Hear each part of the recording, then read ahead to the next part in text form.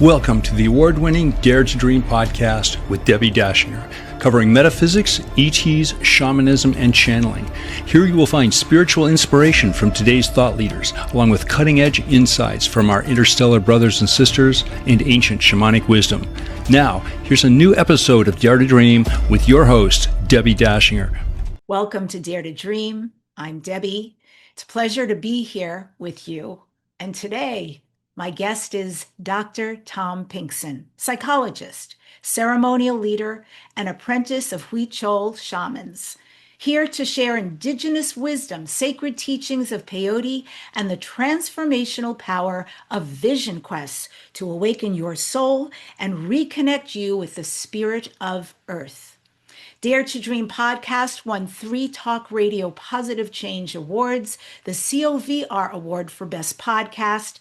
Welt magazine named Dare to Dream one of the top 20 best podcasts to listen to this year, and it's high ranking on Apple Podcasts. If you like video, you can find us on YouTube, Spotify, Rumble, and if you prefer audio, well, we are on every major podcast platform, including BBS Radio. This show is sponsored by Dr. Dane here and Access Consciousness. They do energy work out in the world, and you can become a facilitator or you can take one of their classes. Go to Dr. Dane here, HEER.com. How about unlocking your cosmic potential with a phenomenal free starseed video and report for an engaging exploration that investigates many starseed species in depth? Learn your galactic origins, discover your star lineage, and celestial ancestry now. Get your free gift. Go to debbiedashinger.com/starseed. That's DEBBIDACHINGER.com/starseed. Also, I was interviewed for a second time on Gaia TV. Please check out my interview with George Norrie on Beyond Belief, talking a lot about the subject that Tom and I are going to talk about today, which is shamanism, shamans all over the world from the beginning of time. And if you don't yet have Gaia TV, allow me to give you a gift of a free 1-week subscription.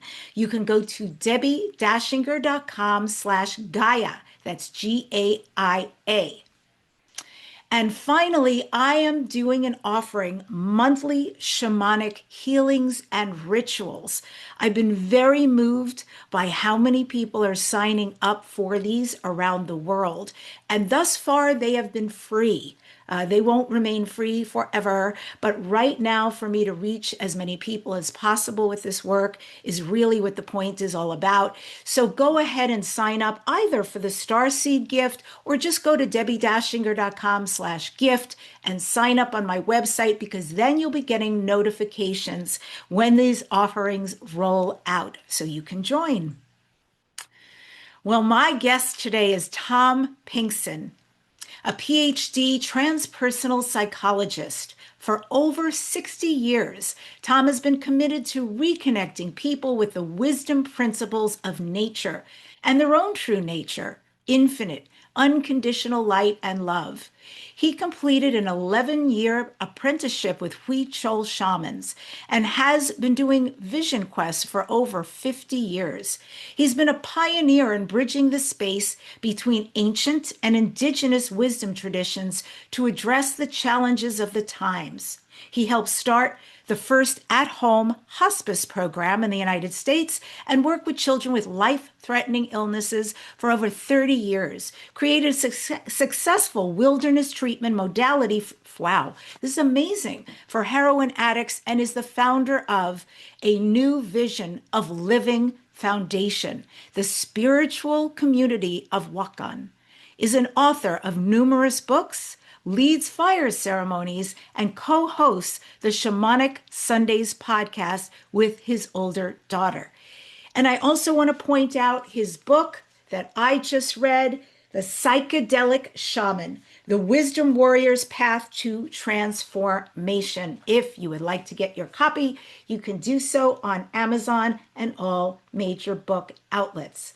If you'd like to learn more about Tom, go to newvisionofliving.org. And with that, I welcome Tom to the Dare to Dream show. It is so good to have you here. It's a pleasure to be here. Thank you, and blessings to all the listeners. Excellent. Well, I wanted to start where we started a few minutes ago. You said, I just finished a fire ceremony. I mean, what a beautiful bio, by the way. How much service you've been, how many pockets you've found to assist various places in humanity. So thank you for your good work. And tell us about the fire ceremonies that you're doing and offering.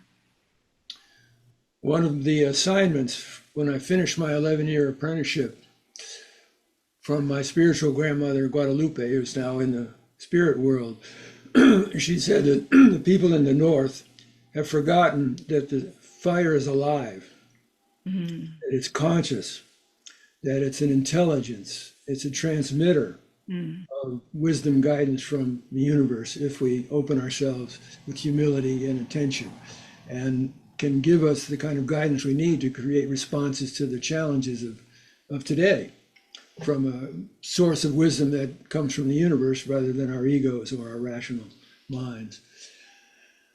So she said, I have a responsibility to go back up north and give people opportunity to come sit with the Huichol is called the spirit of the fire, which they believe is the first shaman, the first Morakame, the first shaman. Tatawari, grandfather fire spirit, to bring people into a situation where you're able to sit with some introductory rituals to what I call intimatize the relationship with the spirit of the fire, connect, consciously attune, and enter into a period of communion with the spirit of the fire, having fed the fire initially with some basura, garbage that doesn't serve your life.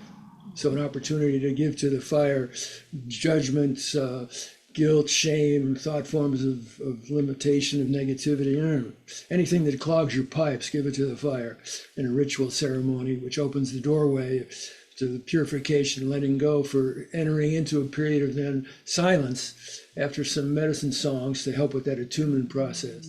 Let's just sit in the silence. For last night, we did it for about 45 minutes outside around this beautiful fireplace under a beautiful sky with the stars and the trees, and let's just listen and see what we get. Let's listen with the full dimension of our interdimensional being. Let's listen with the fullness of all of that, see what we get from that listening, and then go around the circle. And since we're all different openings to the mystery, we all have a different sensitivity, and none's better than anybody else, or nobody's more important than anybody else, but the opportunity to sit in the silence with this elder, to see what wisdom guidance it might give us in some level of our being, and then to share, go around the circle and share what came through. And so that's what we did. And it was about 25 people, and it was just some people I knew, some people had been in previous fire ceremonies, some people came for the first time, some people came with friends of friends, and the richness of what's shared as we go around the circle, from the very simple thing of let's just sit in a respectful, humble, receptive way with this elder, pay attention to what happens, what's the truth of what we experience, and then to share that. The richness of that and the profoundness of it is very touching. Good medicine. That's what we did last night. Yeah, that sounds pretty beautiful, I have to say. And I love this idea of feeding the fire, hucha, your dark, heavy, dense energy and what no longer serves you, that you're able to give it up, and that it loves to mulch what doesn't serve us or the planet. And you mentioned the Huichol people. So what, Tom, initially drew you to the Huichol? How did you even come across who they were and the opportunity to work with them and do an 11-year apprenticeship? How did they accept you and know that you would be somebody who would really stick with it? Well, the answer to that goes back to, I guess it would be 1966, when after a year of preparation, I was an undergraduate student at San Francisco State. And so I came up from LA, junior college in LA in 65, right into the burgeoning renaissance of the hippie movement that was fueled by psychedelics. And so I was coming from a political activist, cynical, bitter, constricted, angry, self-righteous place, ego identified, because that's all I knew. And I was interested in the unconscious. And so LSD's all around, I'm hearing all these experiences. And so after a year of preparation, I went ahead and had an experience in a safe setting with people I trusted who knew what they were doing. And three transformational visions came through, one of which was seeing a vision on the ceiling of the third story walk up in the Haight-Ashbury, where I lived at the time, of a panorama of an ancient Mesoamerican life. And I was seeing it in the symbols, the symbolic visualness of when you look at the paintings of Mesoamerican life. I was seeing it all alive and breathing. And so I was seeing babies being born and mothers nursing the children, and the children growing up and playing and becoming adolescents and adults, and working in the fields and finding a partner and mating and babies being born and people growing old and dying, and just the cycles of it over and over again. It was beautiful. And the feeling was, you're seeing something you've experienced here. And there'll be a time when you come back to this. And it's not for you to go seek it out. Go on with your life. We'll let you know. So I took all of that in, transformed by the beauty of it and the gratitude of it. And 15 years later, I heard about, through a friend, the opportunity to join a small group of gringos connecting with the Huichol pilgrimage 300 miles to where the peyote grows, and to gather in a ceremonial way with the guidance of the shaman in these weeks before preparation in the village. And as you travel, every place you stop, you're doing ceremonies, and then finally arriving at the Holy Land, where the peyote medicine grows, and ingesting it in a ceremonial way. And I knew about the Huichols because the opening from the LSD in 1966, then I began to read the literature and pursue whatever openings came into my awareness of learning about other cultures and how they work with sacred plants from Mother Earth. And so I knew about the Huichols. And when I heard from this friend of mine, he knew someone who had married into the tribe, gone through their own initiations, and was living in one of the ranchos in the mountains of the Sierra Mazateca. And the Huichol people, I might mention, live so far up in the mountains that when the Spanish conquistadores came in and killed the people for their practicing their religion, they were high enough in the mountains, and it was so difficult terrain, they pretty much survived all of that. And so we're able to continue the generational wisdom passed on through the decades, through the millennia, whatever, following the right relationships from spirit about how to live in harmony and balance with the land and with all of creation, that everything's alive and conscious.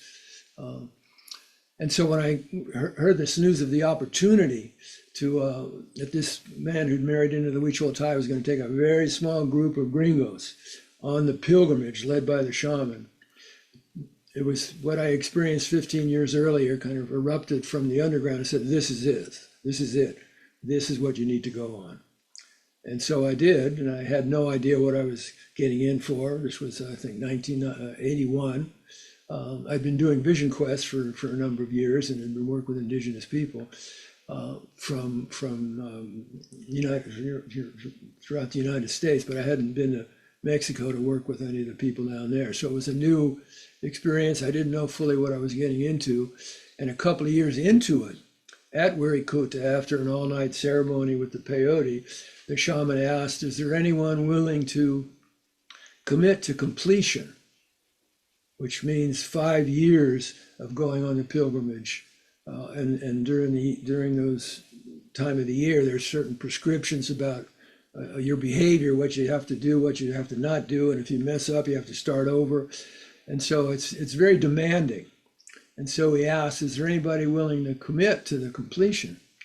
And not even knowing what it entailed, something came up inside of me that said, everybody else was. I think there were one or two other gringos that responded with an affirmative. The rest didn't. And it came up strong in me to say, yes, I'm going to make this commitment, even not knowing what I'm fully committing to, really. And that's how the doorway opened. And so the shamans saw when I continued. I was the only one of those three who said they would work to complete. And when they saw, especially Guadalupe, who I became very close with over the years, that I was there not just to take, but to give, and was there in a respectful and humble way. And I was there to serve and help in whatever ways I could, and to learn and to honor what I was given, and fulfill the assignments the shaman gave me for the time when I was back here living with my family in the States. And then I'd come back the next year and for the next pilgrimage. So that went on for 5 years. And after that, they said, well, you need to do another one. The Huichols do 5, but you're not Huichol, and it's not about you trying to become Huichol. It's to help you become who you're here to be, and so you need to do another one. I said, okay. Wow. And so then I went ahead and did that, which culminated in a very powerful initiation experience in the rancho when I returned, and then I continued on afterwards, after I'd completed that I guess you could say got my degree, graduated from the program, because it was so powerful for me. I wanted to keep going, and there were other people who wanted to join me, that small groups of people I took down to work with the Huichol shamans. And I continued that for 6, 7, 8, 9, 10, 11, 5 more years, and then Guadalupe died, crossed over, and that was kind of, there wasn't somebody that I respected and was connected with that stepped into, the expressions, pick up her bundle and carry it on. So that's why it was 11 years. 11 years. Regarding your 11-year apprenticeship with their shamans, what was the most outstanding experience for you with the Huichol shamans that you can share? Well, there was not just one, there was many. So let me just take a moment and see which one wants to come out right now.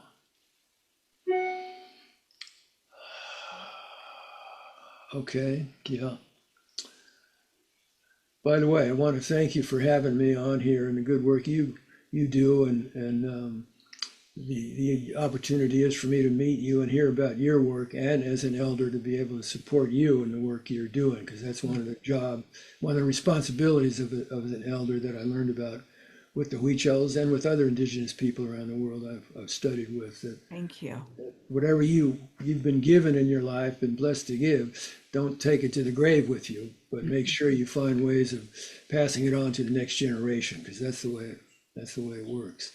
Okay, so on the hunt for what's called the hunt for the sacred peyote cactus that grows in the desert of Wirikuta, that the shaman leads. So everybody's out looking in the desert. And the peyote grows, it's not a cactus that grows upward, but stays flat on the desert floor. And the color blends in perfectly with the colors of the rocks and the sand and what's there in the desert there. So it's you can be standing right on peyote and have it all around you and not see it if you're not attuned. So we're out hunting. I think this was maybe the second or third pilgrimage. Everybody scatters out, and this is the whole extended family of Huichols in the rancho goes on this pilgrimage. So you have the elders, the aunts and uncles, and you have the couples, and you have the teenagers, and you have the children, and you have the nursing babies, and everybody. And so everybody fans out into the desert under the guidance of the shaman to search for the medicine, gather it all up in a ceremonial way, bring it back to sit and circle around Tatawari, the fire spirit, clean that medicine, and then after a blessing from the shaman, then you start eating it. You don't eat any of it until the shaman blesses it all and then feeds it to you. So as we're out hunting for the medicine, I suddenly see one, a big, it's called a grandfather, that has something in the middle that I've never seen before. A beautiful pink-white flower in the middle. And I was so struck by the beauty of it and the surprise of it. And I just felt, this is so beautiful, I want to take it home with me. That was my initial response to it, spontaneous response. And then, of course, I realized, well, number one, you can't take that back through the border because you'll get arrested. It's against the law. And the insanity of our Eurocentric culture about how threatening eating sacred plants are that open consciousness to see the hypocrisy and the toxicity of many of our societal ways. It's very threatening, and so it's outlawed. You go to jail. So you can't bring it back that way. Plus, even if you could, by the time you get home, the flower would have already blossomed and died away and released, and so it wouldn't be there anymore. And okay, so what options do I have here, if any? And so I listened to the guide and said, well, I could eat it. I could just eat it. So I didn't know if that was respectful or not in the tradition. So I went and asked one of the elders if it was okay for me to do that or not. And all the elders are always saying, eat, go ahead and eat, go ahead, eat more. The more you eat, the more you'll learn. So I went back and said my prayers of gratitude. And after the shaman had blessed the medicine, then I went ahead and ate that peyote with the flower in it. And then several hours later, now after we've all finished gathering, we're all sitting around the fire and entering into an all-night ceremony that the shaman leads, where you're ingesting medicine the whole night. You're sitting in silence, you're dancing, you're praying, they're singing. It's just beautiful under the star-studded sky in the wilderness desert, high desert, 6,000 feet elevation. It's gorgeous. So in this state of, it's called empeyotado, under the influence. All of a sudden, I see with my eyes closed on the inner plane, I see a vision of myself in my heart. And I see this beautiful pink-white flower that I saw in the peyote. I see it, it's in my heart. I see it just vibrating there. Such beauty. And as I watch it, I'm surprised and I'm watching it, it suddenly divides in two. Oh, interesting. And those divide in two. And those divide in two. And it just keeps going until my whole heart is filled up with these beautiful pink-white flowers, which I realize is the energy of love. Oh. These are the Huichol word for flowers is tutus. So these are the tutus, the flowers of Werikuta, blossoming in my heart, giving me an energetic felt sense and visual image of what infinite unconditional love is. So it takes me into a bliss state. I'm just in bliss, experiencing all of this. But that reproduction continues. They keep dividing until my heart's filled up. So then what? There it goes outside of my chest and it starts flowing through my body, reproducing, until my whole body being is filled with this blissful, beautiful tutus of Werikuta. Just vibrating love, infinite, unconditional light and love. Body's filled up, but they're still reproducing, but there's no more room in my body. So now what? So I hear the guidance from Spirit. It says, now you have the opportunity to open your heart and be a channel for this healing light and love that I've filled you with, and sending it out into the world, sending it out to your family, sending it out to your ancestors, sending it out to wherever your heart guides you to send it to. Be a channel for this healing light and love, because that's what you're here to do. That is a gorgeous story. Wow. And I'm not an artist by any means, but if I was, I would create a picture of that. I would paint that for you. Podcaster's note from Debbie. When I had this conversation with Tom Pinkson, And he brought up this remarkable healing experience he had on the peyote, which had this beautiful pink-white flower. I immediately had a vision as he was telling the profound healing that he received, and also the mission to share his love out to the world. He then, as you can hear in the conversation, gave me the job to actually create what I saw in some kind of an art form. So I went to AI and I told them exactly my vision. I sent them pictures of Tom, and this is what they came up with. And I'm delighted. This is exactly what I saw when he told the story. This gift is for Tom.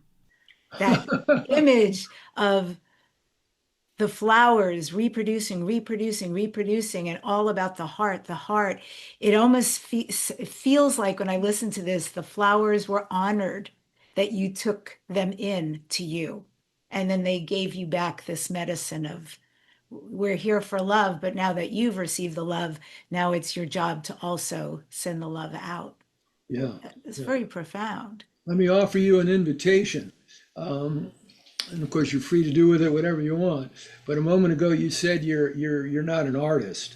No. So I think everybody's an artist. So I would invite you to take that thought form of limitation and throw it in the fire, because loves that kind of energy, transmutes it into more healing light and love, and sends it back to us. And give yourself permission to do exactly what, and here I'm suggesting it as if it's so.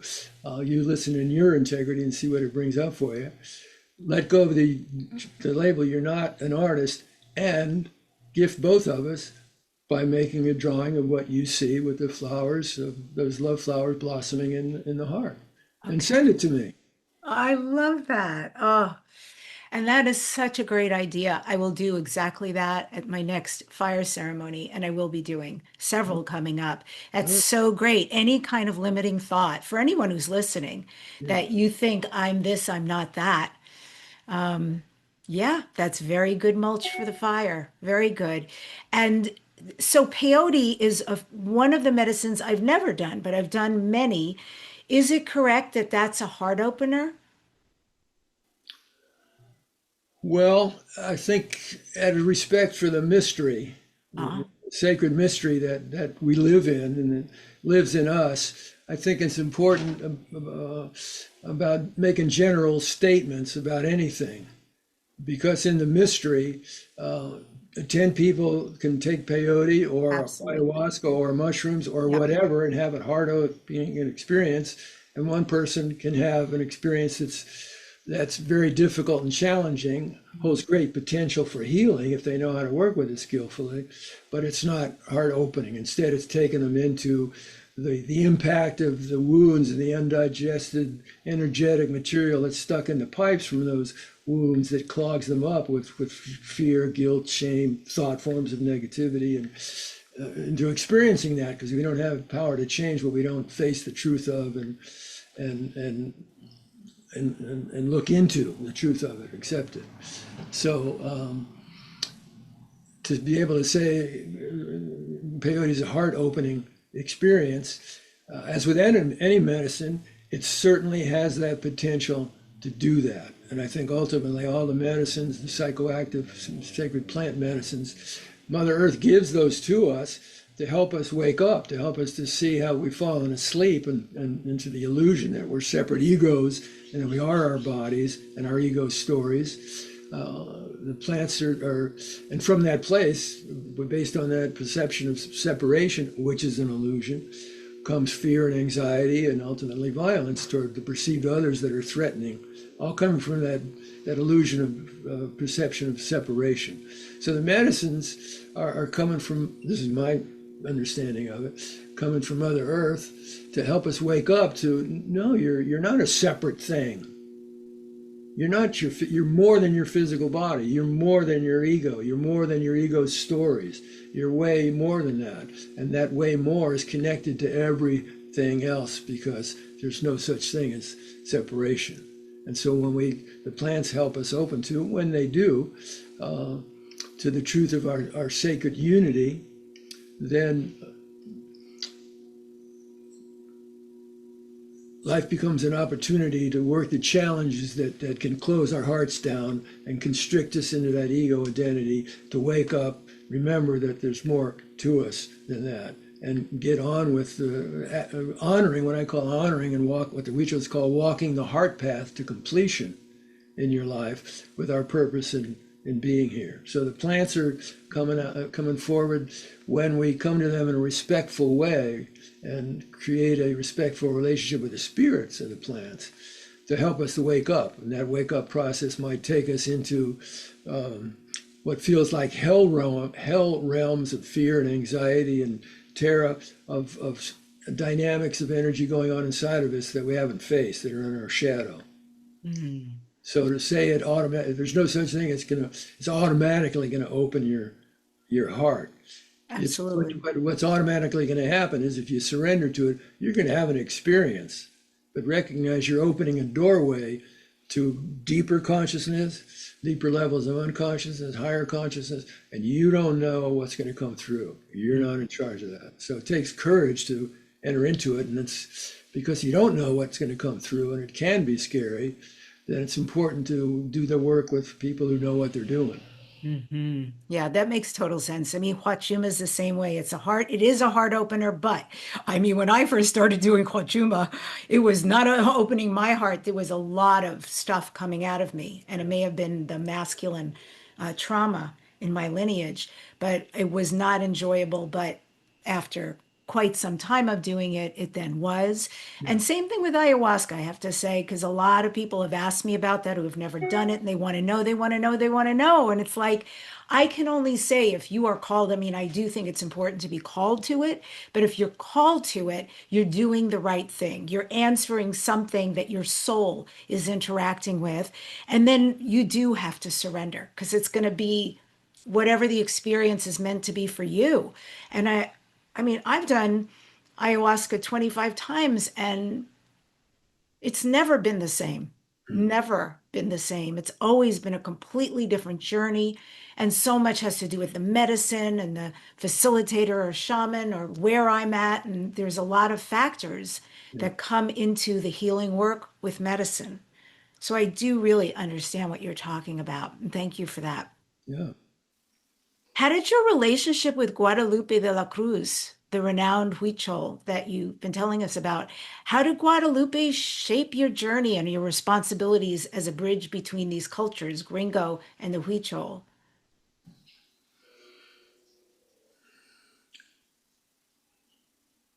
I think the most important teacher in our lives, like Buddha and many others said, is our direct experience.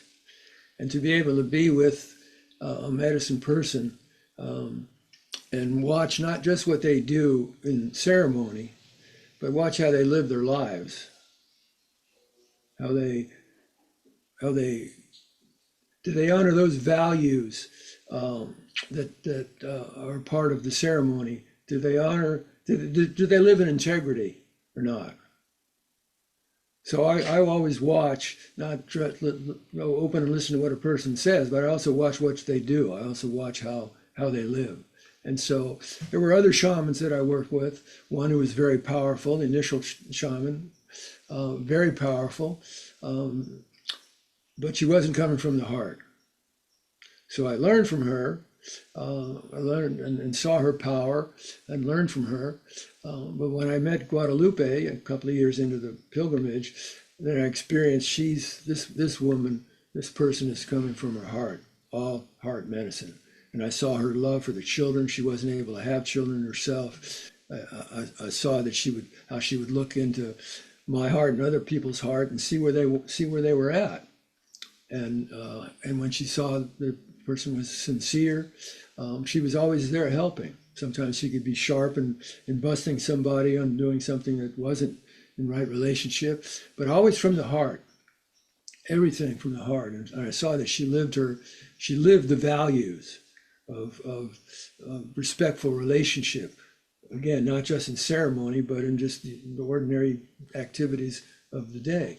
And so gradually my appreciation for her grew as I watched her and experienced what she brought through in ceremony. And I would just, and I felt so thankful to be in relationship with her, that I just made myself available for whatever I can do to support you, whatever I can do to help you on whatever level.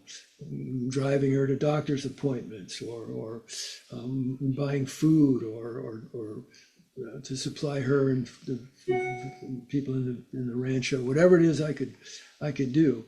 And so as she saw and experienced my willingness to give, in a way, out of my love for her and appreciation for what the incredible gift she was sharing with me, she would open up and share more, and I'd learn more. And so it's and that relationship, even though she crossed in the spirit world many years ago, the relationship still continues. I call her presence into, I'll be doing a medicine journey this weekend, call her presence in, fire ceremony last night, call her spirit in, and some people can feel and get an experience of her coming through. So relationships continue, and I'm very thankful for my spiritual grandmother, Guadalupe. Yeah, she sounds amazing. Can you describe a pivotal moment or lesson from your apprenticeship that profoundly shaped your understanding of healing or spirituality? Well, certainly the experience I share, the vision with the flowers of the heart, is all about a healing. What stands in the way of, we don't have to ask for love, because the essence of our being is love. We are love, and our love is for giving. That's what all the years of visionary and vision quest experience teach me as the true reality. We are love. So if we're not experiencing that love that's inside of us, then and we're suffering, because if our hearts are closed because of the wounds of our lives, or thought forms of negativity or limitation or guilt or shame or judgment, if our hearts are closed and we're identified just with our ego and its stories, then it's a constriction on who and what we really are, and we're suffering, or in one way or another. So the visionary work provides opportunity for us to be able to go see what's the causes of my suffering, to go down to the roots of the causes of my suffering, because we don't have power to change what we don't see, as I mentioned before. But when I do see the suffering I create for myself through that limited identification with my ego and its stories that constrict my heart, shut me down, like, well, I'm not an artist, like you said before, not true. Maybe I was kicked out of chorus class in 8th grade because my voice wasn't good enough to be in the chorus. So therefore, I'm not a singer. And I have not been, the truth is, I've not been blessed with a great voice or a great ear to hear whether I'm in tune or not. But what I've been blessed with is I love to sing. I love to sing, gives me joy to sing. So I had to overcome, the medicine helped me overcome the constriction I put on myself. I'm not a singer, to where I shut down on something that gives me joy to do for many years, shamed and shut down and constricted. So the medicine helped me see that. It helped me unplug from that belief and give myself permission, free myself up to, you're never going to be a singer that other people like to listen to for entertainment, but I'm going to give you the spirit, Tatewari spirit said, I'm going to give you songs to sing, medicine songs. They're not about entertainment. They're about inner attainment, medicine songs. And you're going to have to give to the fire your self-consciousness, belief that you can't sing, and your worry, your ego's worried and concerned, how will other people respond? What will they think? You're going to give it all to the fire and follow through on these assignments that we give you, because you offer yourself up to serve Tatewari, to serve the spirit. Then you asked, so the assignments that we get from the medicine are not going to be in our ego's comfort zone. So I had to face that constriction inside of me and give it to the fire and let those songs come through. And so one of my favorite things to do in ceremonies and in my life and relationship is to sing songs. medicine song. So I'm going to sing one to you right now. All right. For your listeners. And this song comes from Tatewadi. Let's take a moment here just to envision that we're sitting in front of a sacred fire, seeing its beauty, the flickering flames, and hearing in the silence the song it sings, feeling the warmth of the fire, and in full awareness, attuned awareness that what we're looking at and what we're seeing, and what we're feeling and hearing is a transmission of intelligence, not just from Father Sun that sent starlight to the earth, captured in the trees, released in the fire that we're seeing right now, but goes back to the solar explosion from where Father Sun came from, and jump back another step to the solar explosion where that star came from, until we go all the way back to the beginning of this universe, what some scientists refer as the Big Bang. There, in fact, is a direct transmission from the beginning creation of the universe, of the creative wisdom power of the universe being transmitted to us from the flow of photons from the sacred fire, the energy coming to us from the fire and speaking to us. And one of my times of listening with Tatewadi, this song came through that I was told, sing this song to people. Sing this song to people that tells the people listening to it, sitting with the fire, what I, Tatewadi, am doing. And so here's that song. I'm sending you light to help you remember. I'm sending you light to hold you in love. I'm sending you light to help you remember. I'm sending you light to guide your way home. Love is the answer. Love is the key. Love is the healer. Let love flow through thee. Let love flow, Yahweh. So therein is the healing that's available to us through respectful, humble, right relationship with Spirit. Aho. Bravo. Thank you for that. I'm marinating in that song and the lyrics too. Right. Nature. I love that you're all about nature. I think nature holds a lot of the answer, and I think the relationship with nature holds the answer. Talk about what nature means to you and sacred geography, such as the mountains and the rivers and the animals, the plants. What is that like for you, and what wisdom do you gain there? Having been born in New York City in 1945 and living the first 5 years of my life there, I didn't get to experience much of nature. It wasn't until summertime when my mother took me and my baby sister out for a couple of weeks in the country. One time she took me out into the garden, and she pulled out a carrot from the earth, and she washed it off, and then she put it in her mouth and she ate it. I'm 3 years old. This is blowing my mind, because my understanding, foods comes from the refrigerator or it comes from the cupboard. And here's my mother, who I love and trust. She's going out in the earth and she's picking something out of the earth and cleaning it, and then she's putting it in her mouth and chewing it. And then she said, "Here, Tommy, have some of this." So I trust her. I put some in my mouth, and an explosion of energy from a fresh carrot. And so that was an initial opening to the power of nature, and the opening of my heart with appreciation for this magnificent creation that opens itself up and gives us more creation. The Huichols have a understanding of the invisible power that you look at a branch of a bush or a tree during the winter, and all you see is wood.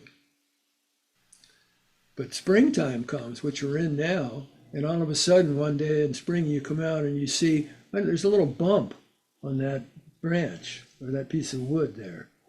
That wasn't there yesterday. And then you come out the next day and that bump's a little bigger. And you keep watching it over days, and all of a sudden this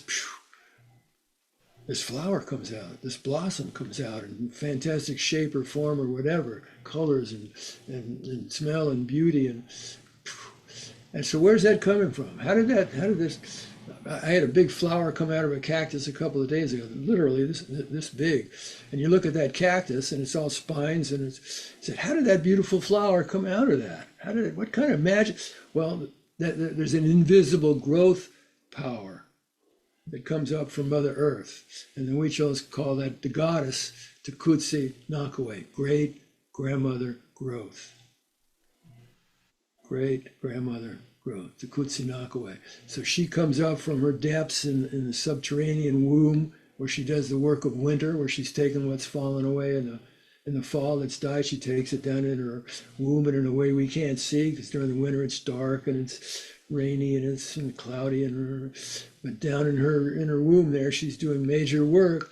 So when springtime comes, she sends up that growth power energy into nature, which we're a part of. So she sends it up not just into the trees and the bushes and the plant, sends it up into us to grow the seeds of our potential, to give us growth power energy for those seeds to grow, that if we nurture them, have the potential to reach their highest levels of realization. So every spring, I am just absolutely mind blown by seeing this experience of great grandmother Gross artistry and creativity of what she manifests. And ever since I was a child, with that initial experience to nature, whenever I could, when we moved out of the city eventually, my deepest connection to inner peace during a troubled childhood and troubled adolescence was to go be out in nature, go out into the woods. When we moved to California, when I was exposed to the mountains, to the Sierra Nevada, the power of the mountains, the power of the ocean at the beach, the power of the deep forest, the power of the desert, like with the Huichols hunting the peyote medicine. And without fail, if I'm down or I'm depressed or I'm uptight or I'm constricted or I'm stuck in a negative ego loop or something, then I just need to go out and walk on the Madre. I just need to go out and be with Mother Earth. Wherever I am, whatever the situation allows me to be as closely connected to Mother Earth. And when I go on vision quest, there's been a number of times when I've gone on vision quest, when backpacking into the location we were going, I'd feel sick or literally be sick, with a fever or whatever. And I just knew, just get me to the vision quest site, just get me to base camp. And once I can lie down on Mother Earth, she will suck out of me whatever needs to be sucked out, and she will send that growth power energy to heal me.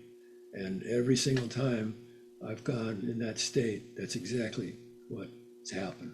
Mm-hmm. So my love affair with, if you will, Mother Nature, and Tekutsi Nakaway, great grandmother growth, and the gifts of what she manifests, which is those same powers that are in you and I, for us to grow, the seeds inside of us of our potentials. Getting rid of the thought forms that say, oh, I can't do that, or whatever, but just opening to the flow of that energy, because we're living in a universe of infinite possibility. Let us not be the ones who limit Great Spirit and say, oh no, that can't happen through me. I'm not an artist, right? So, can we talk about Vision Quest? I just want to say, because of how you preempted this and described your relationship with nature, it's something that I found also in reading your book, is this incredible openness you had to experiences. You didn't shy away from things. And then you would have grand experiences and then keep going after them, whether it was with medicine, whether it was with the Vision Quest you've been doing for so long, or various experiences working with the Huichol, etc. It's very interesting to me. And so I have now, this is my second program that I'm in where they're requesting a Vision Quest. Mm. And I will just say, like, as a woman alone, I don't feel comfortable going into the mountain. And I've camped a lot in my life. I love camping. That's fine. But I've actually never done that alone. And so as a woman going into the mountains alone, I'm not concerned about the animals at all. In fact, if I saw an animal, I would take that as a sign of medicine, their medicine for me. But I'm concerned about humanity, men in particular. So what, how do you assuage that, and can you address vision quests? Well, I've been blessed with two daughters who started going out on vision quests when they were young teenagers, and the concerns I have when the people that I've taken on vision quests go out for their solo time Right. are of course increased immeasurably when it's my own daughters going out for solo time. But that concern is with everybody that goes out. So one of the responsibilities of that is part of my initiation with the Vision Quest experience is you need to have a good relationship with the helping protective spirits, so you can call them in and create a circle of protection for those people on their vision quests. And part of your responsibility is, when they're out there, is you keep that line of protection going, feeding that line of protection the whole time that people are out there.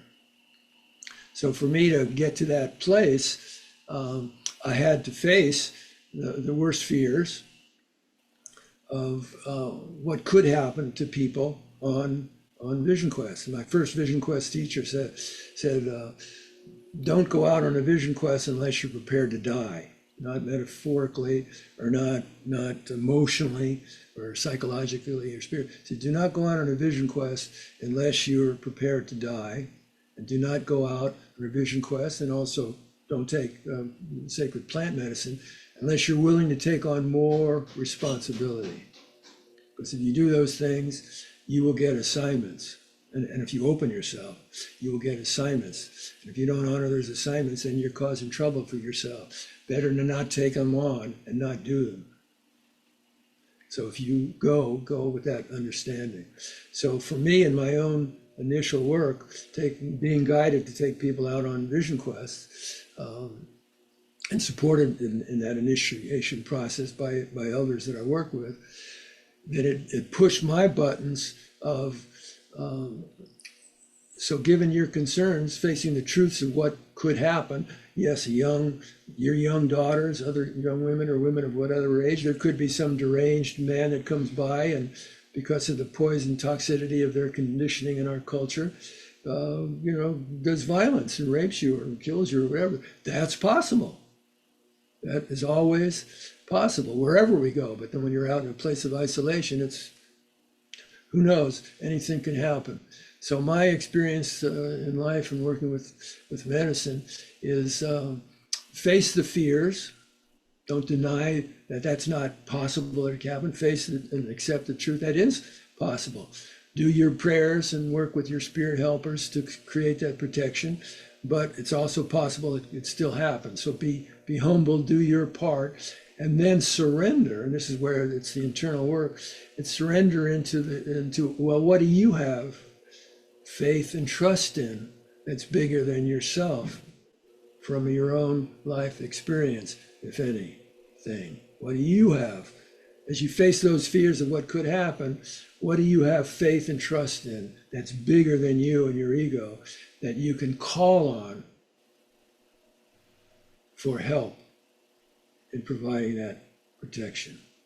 So it would work my faith and trust muscles to be in those situations. And after 50 years, and people go out, now I'm going out into the desert. So there's mountain lions that come through, there's rattlesnakes, there's scorpions. Once in a while, a bear comes through, it's pretty rare, but once in a while. So there's all kinds of things could happen. People could trip on something and hit a rock and be unconscious. So just because I've been doing this, next March I'll be taking a small group out in the desert again for Vision Quest. Great Spirit given me life until that time as an 80-year-old person. And even though I've been doing it all these years, still there's anxiety that comes up about what could happen. So I get an opportunity to work on facing the truth of that, and I surrender to you, Great Spirit, with faith and trust, with protection for that person, so they can have the experiences you brought them out here to have safely, and bring them back safely to base camp when the period of time of fasting and solitude in nature is over. So I get an opportunity to work those faith and trust muscles every time I go out. And muscles don't get stronger if we don't work them. That's right. Absolutely. And so tell us, why do a vision quest? Why should people join you in March of next year? Why would anybody want to do a vision quest? Excellent question. Let's excuse me. Let's take that word "should" and put that in the fire.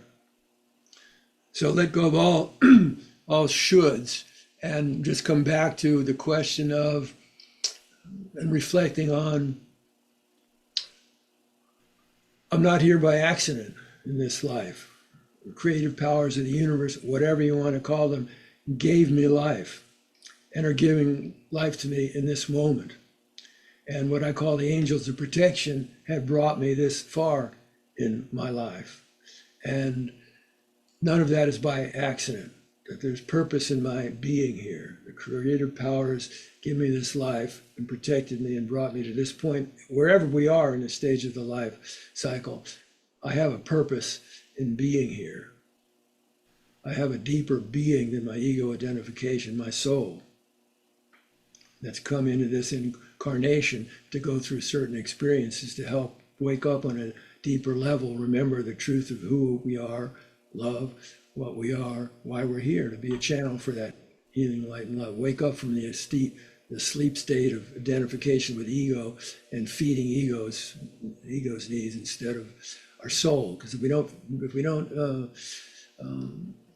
feed our souls, then on the soul level we start to starve. And the experience of that is depression or fear, constriction and anxiety, and stuck in negativity and suffering. So the understanding with Indigenous people that you're not here by accident, as you come into usually for the woman when she first comes into her moon time, and for the young boy when the testosterone, the power of that comes on. Then the elders understood that this is a time for initiation. These are big powers the woman's coming into to be able to bring life. Great powers the man's coming into to be able to take life and use it, if guided not by ego, how to protect life for that life that the woman brings through, and then the protection of the conditions so that life can get what it needs to reach its fullest blossoming and greatest good. If we don't have initiations about how to work with that power, with the woman and the man, that power can go in destructive, toxic ways, which we see every day in reporting in the news of what's happening. Right? So when it was time for you to open up as a young person to your purpose, what Spirit had in mind in giving you life, what purpose Spirit had in mind, then you don't go to ask somebody else about what that purpose is. You go back into quote unquote nature to be in an I-thou relationship with the creative powers of nature, which are coming from the Great Spirit. And you step out of your comfort zone, you leave the comforts of home, whatever those are, and you're deliberately going to deny yourself that which we love to do, to eat for our lives, and we need to do. You're going to deliberately deny yourself that for a period of time to demonstrate to the Spirit your sincerity and your commitment to wanting to open up to getting that guidance, that vision, that insight, that understanding from Spirit about why you're here. And so you'll be tested when you're out there in your solo time fasting. You'll be tested by your fears. All your fears, your greatest fears are going to come up. Whatever's been stuck in your, pushed down into your shadow and your unconscious, it's going to come up, either in the dreams or situations that happen. So you're going to have to face into your darkness and see what's in there. And that's the opportunity to create conscious, skillful relationship with what's in there, to open the doorways to the gifts that are in there also, that can only be realized when we face into and do that shadow work. Right? And so if you as a young person want to know your purpose in being here, so it's not about you should do this, it's if you want to know why Spirit breathed life into you And what gifts it's given you, Spirit's given you, that's your responsibility to learn about and develop to their highest degree. Why? Not for ego gain, but to give back in service to your people, to give back in service to Mother Earth, to give back in service to the sacred fire, to the animals, to the plants, to life. That's why you're here, to give back, to help feed life in a positive way. Then it's time for you to go on a vision quest. Then it's time for you to go back to source, to get from source why it gave you life. And the medicine gifts it's given you as a sacred being. Be you in a woman's body or a man's body or whatever, mixed body, whatever your soul's incarnated into, you have particular gifts that you've been given, sensitivities, medicine gifts that it's your responsibility to learn about and find the practices to help you cultivate the potential of those seeds to the fullest realization. So if that's something that calls you, if your soul calls you, then it's time to go out on a vision quest. So I felt that call from an early age, very strongly, that was initiated originally from death. When I was 2 months before my fourth birthday, my father died. And so the bedtime stories I'd been told, and they all lived happily ever after, that was trashed.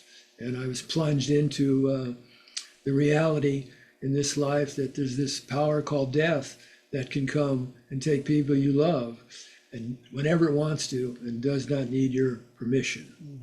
That's part of this life that you're in. And so I was initiated at an age I couldn't understand it at the time into the teachings of impermanence. Right? Took me 15 years till opening with the medicine, with the LSD, to go back into and unpack that experience.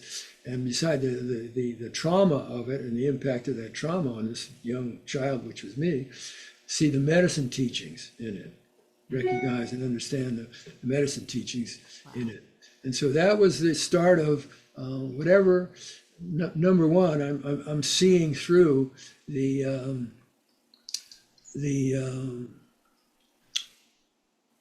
untruths about life.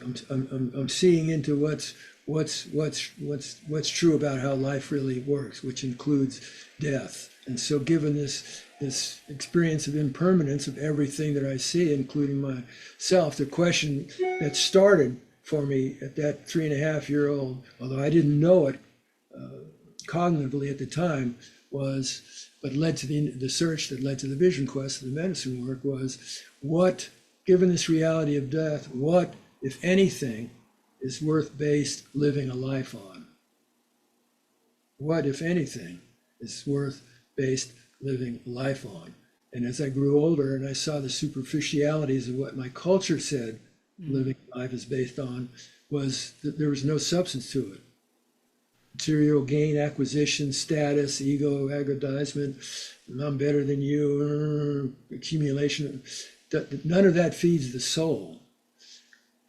And so my soul has been hurt by death. And so I'm wondering now what can feed my soul to help me create a life where there's impermanence, where I can go forward and grow my potentials and find joy in being life, no matter what the challenges are. And so that was the motive, energy, and the impetus for whatever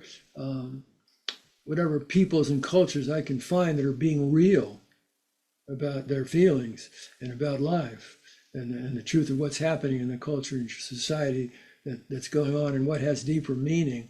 That draws me to it like a wander in the desert to an oasis for water. So when I discovered about the Vision Quest, this is a doorway to that deeper kind of exploration and empowerment and insight and understanding of who I am and what Spirit had in mind in giving me this life, and what I need to draw on and work on to be able to honor as best I can with my humanness. So it's not about perfection, but with embracing the holiness of our wholeness, I can do to find and walk that heart path to completion.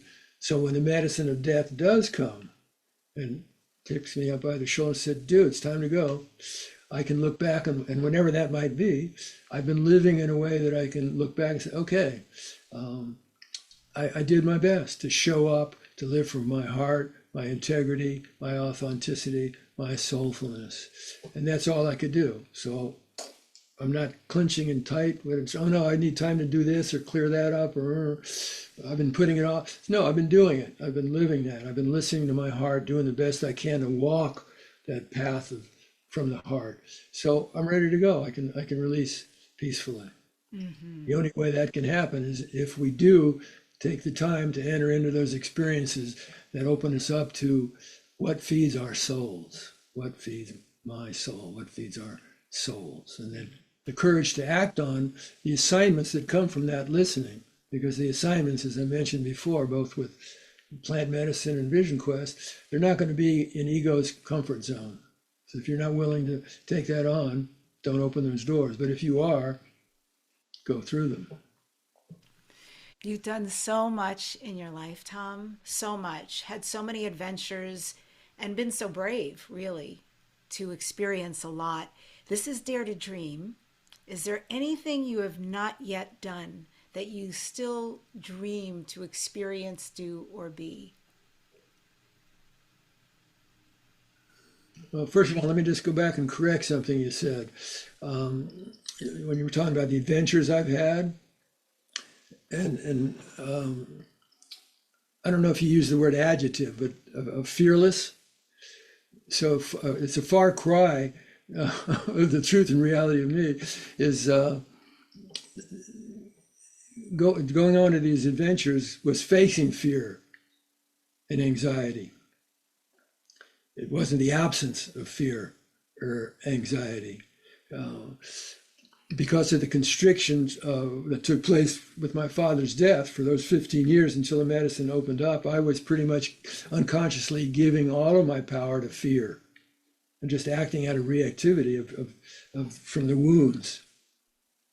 And the medicine helped me see 15 years later how I had given my power to fear to shut me down and doing those things my heart was calling me to do and being the way my heart was calling me to be. Thank you. Courage isn't courage isn't the absence of fear. Courage is going forward even when we're scared shitless and our knees are knocking and we're freaking out, but our hearts are saying, you need to do this. So give yourself permission to be freaked out, but don't give the fear power to stop you from doing it. So that was the correction I just wanted to make about my own process. And so now I've forgotten the rest of the part of the question you asked me, so help me out again. Sure. This is Dare to Dream. So what do you next dare to dream? What are your future dreams or goals? What haven't you done or been yet? I don't have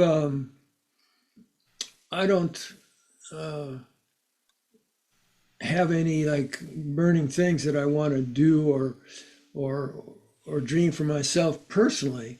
The biggest desire in me is to be able to reach, like I said, whenever the end of my life comes, to be able to look back and feel that I showed up and I did my best to honor the assignments I've been given. So one of the chants that and prayers that I do when I start my day is, I go where you want me to go. I open to your flow. I do what you want me to do. I surrender to you, Yahoo. So open to that guidance. I want to be able to feel that I've fulfilled the purpose as best I could that Spirit gave me this life for. And so different ideas come to me for different things about what to do and offer. And so when they come through, I put them out in the world, and sometimes they blossom and sometimes they don't. And so part of the work is don't be attached to an outcome. Just show up. My part as a link in a chain is just to show up and do my part of what Spirit's calling me to do, like the fire ceremonies.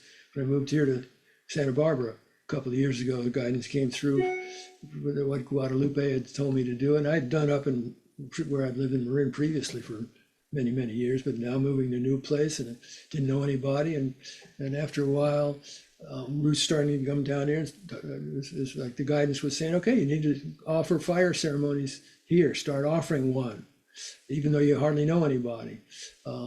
Spirit brought me together with somebody who had a beautiful place to do that and felt affinity for it, and who came on a vision quest with me 3 weeks after hearing me make a presentation about this kind of a work. So put it out to people he knew. I put it out to a few people I knew, and a few people came. And we had a wonderful experience. And it gradually grew to where last night there was 25 people there. So for me, it's like one of my prayers is, let me just drop into it for a moment.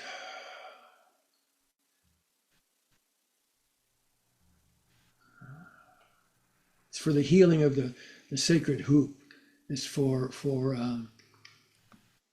a critical mass of us two-leggeds of humanity to do the inner work to open our minds and deepen and expand and raise the bandwidth of our awareness to understand and live from the truth of aloha, cosmic love that we are, to live from the truth of alaha, sacred unity, and to do so with allegria, with joy, to kind of create the world we're capable of creating, which is a peaceful and just and beautifully diverse win-win world for all. We're capable of doing that. We are 100% capable of doing that. So my biggest dream, my biggest hope, my biggest prayer is listening for guidance about what I can do to contribute to that birthing, to the birthing of that dream. That's my biggest dream, and so it makes me have to be responsible for listening every day that I'm given. I don't have no guarantee I'll be given tomorrow, but I'm given this day. So today, Spirit brought you and I together, and so the assignment is to be fully present here and in the truth of who I am, and open to the truth of who you are and what Spirit brings through us to bring through, and without an attachment to what happens to it, because that's not in your or my hands. That's in bigger hands, but it's in your and you. It's on you and I to be here present in our integrity and share as we're doing. That's opening a doorway for me, joyful connection with you, and enjoy the dance. Yeah, enjoy the dance of being alive, and so for me, it's joyful and it's blissful to sit in that circle, 25 people, and hear what came through. They're listening to Tatawari, the richness of it, and how it was healing and transformational and empowering and inspiring from that experience, and that I get to be a part of supporting people in that waking up process, which moves us toward, this is my hope and prayer, moves us toward achieving that critical mass to shapeshift the paradigm, the destructive paradigm that the world really is living in, based on this perception of separation and ego and capitalism and control and power and getting and materialism, to shape shift, to help us wake up, to remember we are love. Our love is forgiving, and we're all connected. And let's get on with cooperating, listening for that guidance from higher than ego to create that kind of world we're capable of creating. That's my biggest prayer, my biggest dream, that can happen. And for whatever time I'm alive here, make damn sure that I show up to do my part to contribute to that birthing. Mm-hmm. And so your book, folks can get The Psychedelic Shaman. I think also you were just, or maybe right now, are on the Shift Network teaching. Is that correct? Tell me some of the things that folks can find to work with you. Yeah, the best thing is go to my website, and there you'll find opportunities about how to connect. Like one free one is every Sunday. My daughter initiated this a couple of years ago for a half an hour every Sunday from 10 to 10:30 California time. We just tune into Spirit, and she asks me questions, and then I just tune into Spirit and respond to whatever Spirit's bringing through. So that's every Sunday.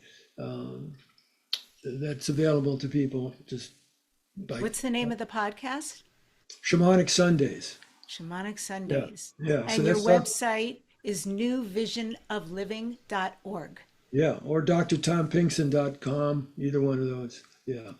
And so that's one opportunity to connect. And there's information there about video course I have, and a Live Love Now group that meets live on Zoom once a month, and once a week I send out written material to it for the exorbitant contribution of $9 a month for that.